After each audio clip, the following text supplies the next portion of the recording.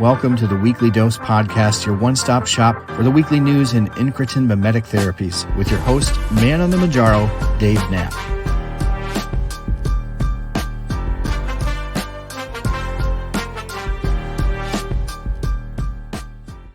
Welcome to the Weekly Dose Podcast. I'm Dave Knapp, man on the MOUNJARO, your host. That's why I'm here. You are on the pen. That's why you're here. Wegovy, Saxenda, Victoza, Trulicity, MOUNJARO, Zepbound. That pen, and that's what we talk about on this podcast. If you're not familiar with this podcast, we talk about all of the news that happens throughout the week in incretin mimetic therapies, in obesity medicine, and we cover it all here, and we try to do it within 15 minutes, and usually we get right around that time frame, but there's a ton of news to get into this week. And really what I've teased on the channels, because of course we have the podcast over here, but I also have a weekly show called On the Pen Live. It's a live talk show that happens on YouTube, happens every Thursday night, 9 p.m. Central. I also make content throughout the week. A lot of times the content mirrors what we talk about on this podcast. So you want to make sure that you follow my channels on TikTok, on Twitter, on Facebook, Instagram, YouTube, obviously, which is my home base.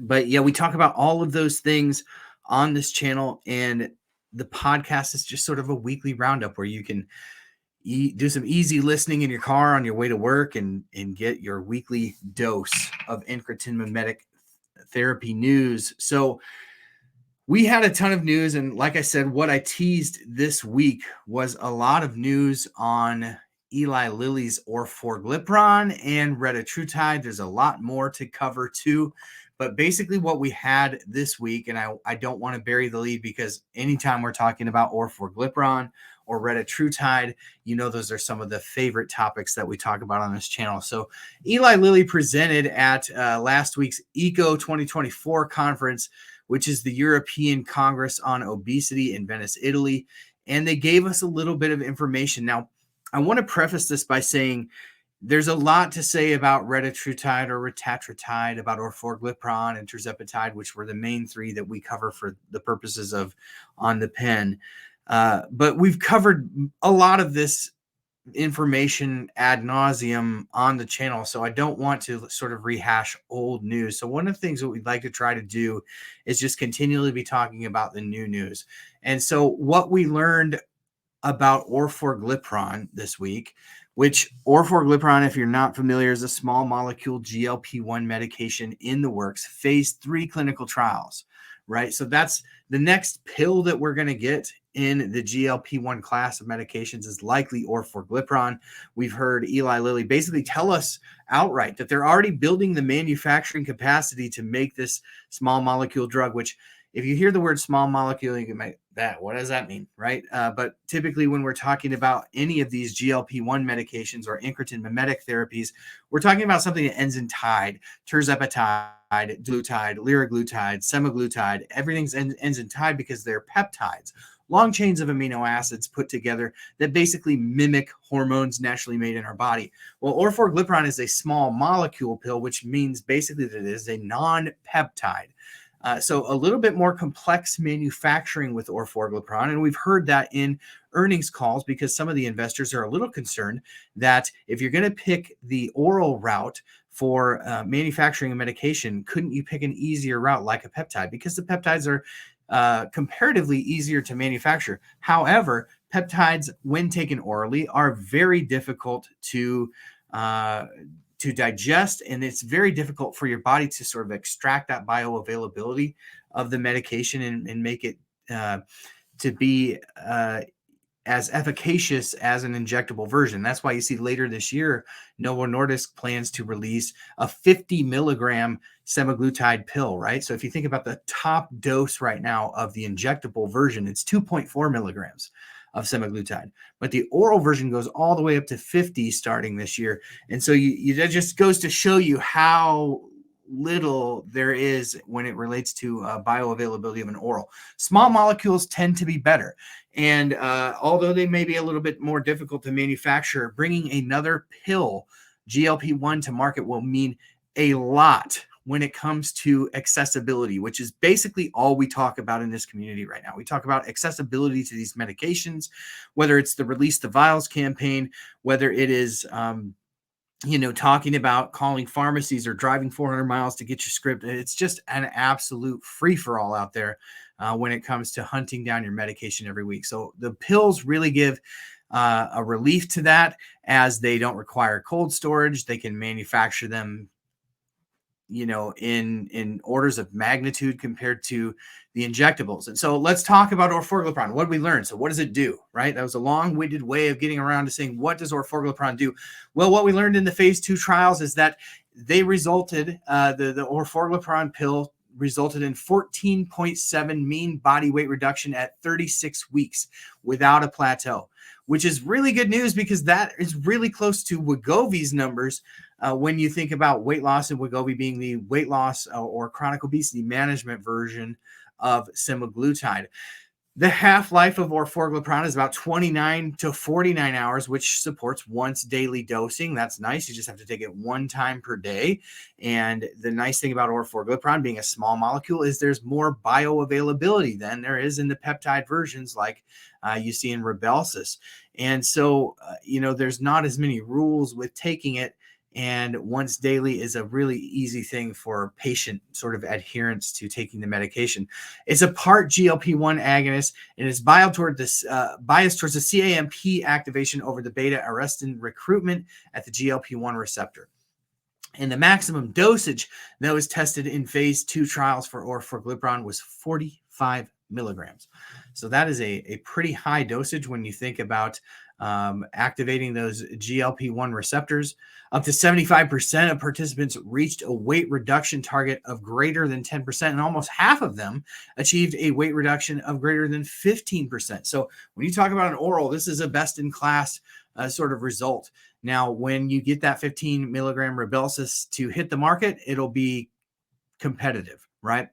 But again, the more oral options that we have in GLP-1 incretin mimetic therapies, the better it's going to mean for accessibility to these medications over the long term. The trial showed also a reduction in inflammatory cardiovascular biomarkers, which you see sort of across the class of medications, which is huge news when you think about potentially expanding Orforglipron's reach into Medicare Part D plans. And you see also improved cholesterol values. So you see just such wonderful things that this class of medications can do. The phase 3 trials for Orforglipron are called the ATTAIN trials. And the first phase 3 trial is set to complete in June of 2025. So almost 1 year from now, we will get that first trial completion, phase 3 trial completion of Orforglipron. And I would imagine within about 6 months of that, so at the beginning of 2026, January, February, March, I would expect Orforglipron to hit the market, and then we can speculate about what they're going to call it. That will be fun. But that's the news about Orforglipron. Again, people tend to sleep on Orforglipron and oral semaglutide Rybelsus because they don't show maybe the numbers. But just think about it. If all of our friends that hit maintenance with the injectables could then switch to an oral, or the ex-US markets, maybe markets where the obesity disease has not presented itself as strongly as it has in the United States, you're going to have oral options to help people manage their weight. And so when you talk about scalability, that's really the name of the game with these orals. And I think that it's a very exciting proposition to think about these orals hitting the market. Retatrutide is probably the investigational molecule that we get the most excited about on this channel. I love Retatrutide, which is a GLP-1 GIP co-agonist, and then it adds a third, right? The glucagon receptors. So adding that glucagon really revs up the metabolism, really revs up the weight loss, and especially helps to reverse fatty liver, NASH. Amazing results with Retatrutide. What we learned is that patients were on the maximum of 12 milligrams as the top dose, and at 48 weeks, they had lost an average of 24.2% of their body weight. after 48 weeks. That's an average of about 57.8 pounds in the group, but 24.2% at 48 weeks. Those are tirzepatide numbers at about 78 weeks. So that is an amazing number. They were evaluated at the 1 milligram, 4 milligram, 8 milligram, and 12 milligram doses. So that 12 was sort of the top tier. Now, you saw a video that I put out this last week. Hopefully you saw it, where as they climbed up to that 12 milligram dose, you saw that there was an increase in beats per minute by about 10 at its max. And I believe that was around 24 weeks. And then there was sort of a decrescendo after that. But very interesting, because there are bootleg versions of Retatrutide already on the market, some even being marketed by telemedicine companies. How they get away with this, this is a whole nother topic for a whole nother video. But you see oral tirzepatide being offered. You see Retatrutide being offered. I'm sure you'll see CagriSema offered soon. And we're talking about prescribed, and we're talking about medications that are still in clinical trials. And the important thing to understand about Retatrutide is that it's not just tirzepatide 2.0. Retatrutide is a glucagon agonist, which is a cardiac stimulant. So it's not to be messed around with. We want to let these things run their course in the clinical trials. Let the clinical trials expose where sort of, some of the soft spots of these medications are. So please, if you're considering that, think again, because these telehealth companies that are offering these are being extremely disingenuous to people, not letting people know that these are investigational molecules, not FDA approved molecules. And it is just giving the whole compounding scene a bad name. Kind of continuing on the Retatrutide. So the Triumph phase 1 or Triumph 1 trial is a obesity and sleep apnea and osteoarthritis study, which completes in April of 2026. The Triumph 2 study is in obesity and type 2 diabetes plus sleep apnea. That ends in May of 2026. Triumph 3 is obesity with a high BMI. And what we're seeing with Retatrutide is kind of interesting, because there seems to be a sweet spot, right? Like 30 to 35 BMI seems to be the best responder to Retatrutide. And then there seems to be a little bit of a drop off after that. But obviously, that's something that we'll be watching closely here. You want to tune into On the Pen, which is my weekly talk show, episode 61 of On the Pen. We had Mimi from over in Australia, who's in the Triumph phase 3 trial over there. So she's on Retatrutide in a clinical trial. She's sharing her experience. So that's another reason to jump over to YouTube, hit the subscribe button, and make sure that you check out the episode 61 with Mimi. That was just an excellent conversation. The Triumph 4 study is obesity with osteoarthritis, and that's set to end in February of 2026. So lots of studies going on for Retatrutide right now. And Retatrutide is definitely the next sort of, game changer, I think, when it comes to metabolic health. Obviously you have CagriSema coming from Novo Nordisk, which is going to show really good weight loss. Seems to be superior to tirzepatide. At least it'll go head to head with tirzepatide in a way that semaglutide hasn't. So CagriSema is obviously combining CagriSema and semaglutide together in one sort of pen, and you get both medications at once. One is obviously a GLP-1 agonist, and semaglutide, which we're all very familiar with, CagriSema being an amylin agonist. So it'll be interesting to see that one hit the market. But Retatrutide seems to have the ability to just melt off liver fat and increase your metabolism, which is really, really exciting when it comes to the future of obesity medicine. So those are kind of some of the things that we learned. I'll skip over the tirzepatide information, because there's so much more to get to in the world of GLP-1s this week. But that's sort of what we learned from Eli Lilly from the ECHO conference. Again, hat tip to Clark Kent, our producer of the podcast, for sending a lot of this information this way. In funner news and more fun, lighthearted news, I hope you all have seen that South Park is doing a video or a show on the end of obesity, where Cartman, sort of their little obese character, that little guy, is sort of on MOUNJARO or Zepbound, and I can't wait to see the humor that comes out of that. That's a hilarious show, and I can't wait to see sort of what they do with that show. Obviously, you'll have to have a sense of humor to be able to watch it, but that's one to look out for. On the topic of shortages, right? Novo Nordisk, which is the parent company that makes Wegovy and Ozempic, they had a fire, right? So we talk about expanding capacity and the importance of building out infrastructure to be able to meet the demand for these medications, right? Of all things, in one of the factories that they're building, they had a freaking fire. So that's going to set back their construction a little bit.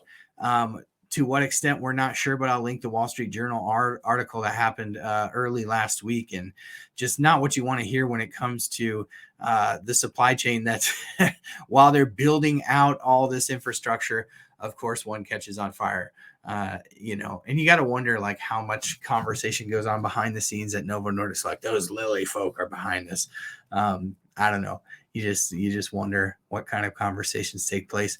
CagriSema, which is sort of the drug that we just talked about, that's in phase 3 clinical trials. It will be sort of like the newest one to hit the market in a couple of years here. And the interesting thing is they are starting a trial. Now, typically drug companies do not like to run these trials because of the sort of the exposure, right? But kudos to Novo Nordisk for running this trial. It's going to do a phase 2 trial for CagriSema on liver damage and alcohol use in people with alcohol-related liver disease. So we talk about non-alcoholic liver disease a lot, especially we were just talking about it when in regards to Retatrutide and what it can do. But you think about CagriSema and the potential for CagriSema to maybe even show some reversal in liver damage in alcohol-related cases. And so that will be a very fascinating one to watch, one that impacts millions of people around the world. And so kudos to Novo Nordisk for running that trial. And because, again, not all these trials are trials that Big Pharma wants to step into. But the link to that clinical trial will be linked in the show notes, and make sure that you check that out. Of course, we could not talk about Novo Nordisk without talking about some of the interesting news that we heard this past week on the SELECT trials. The SELECT trials are the trials that were run by Novo Nordisk on Wegovy that showed us earlier on in the year that it helped to reduce MACE events, so major cardiovascular events, in people with heart failure with preserved ejection fraction. Excuse me. A lot of medical terms here, and I'm just a guy on the internet here, so excuse me when I stumble over these words a bit. But heart failure with preserved ejection fraction was the study. Of course, Eli Lilly's doing the same studies right now that we'll have readouts on this year for the same thing. But that was basically a reduction by 20% of MACE events in people with heart failure. And that was a backdoor way to eventually the Medicare formularies adopting Wegovy onto their plans. So that was really interesting. Now, what we learned this past week as they released more data on the study is that, check this out. This is amazing news, that it didn't matter whether you lost weight or not. It was the molecule, they believe, that is being shown to be cardiac protective, that the molecule is reducing inflammation in the heart regardless of what your weight loss is. So you could lose 5 pounds or you could lose 50 pounds. You still saw benefits from being on Wegovy as it related to cardiovascular outcomes. So that is an astounding piece of news.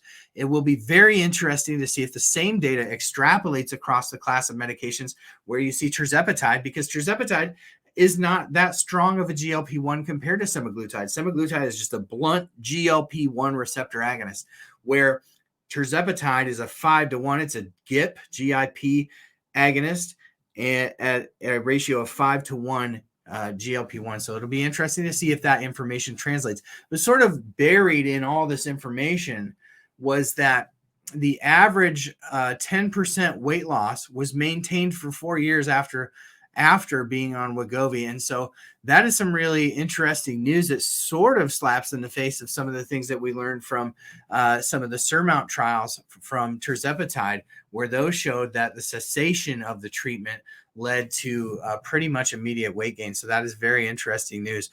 So we'll link a little bit more of that information in the study.